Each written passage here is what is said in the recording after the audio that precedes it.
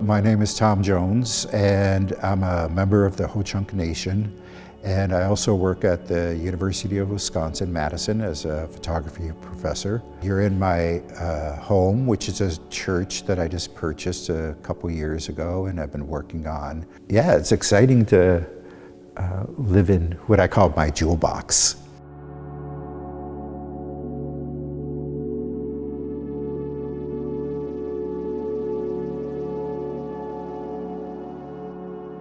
I first started this series actually by beading mat board, and then I was going to put a portrait into it.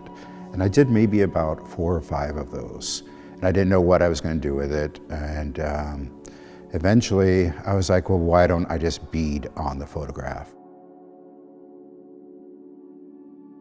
The portrait I did of my mother, Joanne Jones, is actually the first one I did.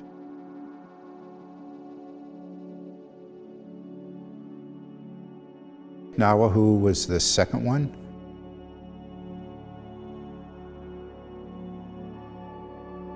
The inspiration for it came out of a visit that I had with my mother, who took me when I was maybe about 3rd grade, out to see a Sioux medicine man. And we went into this building, this small building, and everybody was sitting around the edges along the walls. And they had turned all the lights off. And the Sioux originally came from the Ho-Chunk people. And so my mother said that she could understand what they were saying. And the women started singing, and what they were saying is that they were asking the spirits to come in. And so as they started singing, all these orbs of light started floating around the room. So of course I got scared as a little kid. I was about 8 years old maybe. But that experience kind of stuck with me for a long time. And then the title, I was trying to figure that out forever. Like, what do I call this? And I had taken my mother to go see Tanya Takak. She's a throat singer. And my mother had said afterwards, she's like, there were strong, unrelenting spirits there. And I was like, that's my title for it.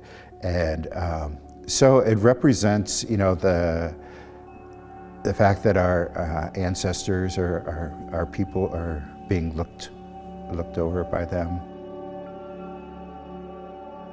And that's why I only use white beads. And so it's supposed to represent those spirits that are kind of like an aura around them. And this piece, Bella Falcon, is actually the first time that I've actually represented those kind of orbs. I started doing beadwork when I was, I think again, maybe around that 2nd or 3rd grade. My mother took me and our whole family to go learn from somebody. So I started then, and kind of from then on, I kind of just taught myself, trial and error. But they also say that you always have to have a good mind and good thoughts when you're beading, because generally you're beading for somebody. And so it's kind of that idea of the piece gets infused with, you know, how your emotions are, I guess.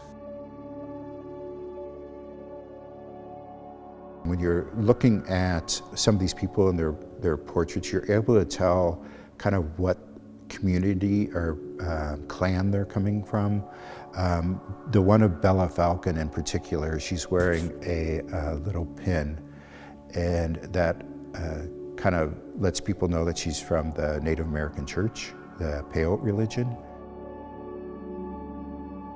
The dress that she's wearing is called a hinunk wawaje, which is a woman's kind of working dress and our everyday type dress.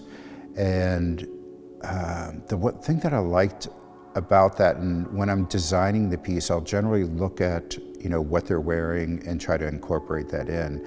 So when I decided to do these kind of orb designs on it, I really was happy that she kind of had these circles, throughout her dress that kind of acted as orbs too. But then at the same time, in her earring is from the Southwest. It looks like it's maybe a zuni piece. It looks like a flower. And so I had these kind of brooches that also mimicked that. I put in some of them the larger rhinestone ones in the 4 directions.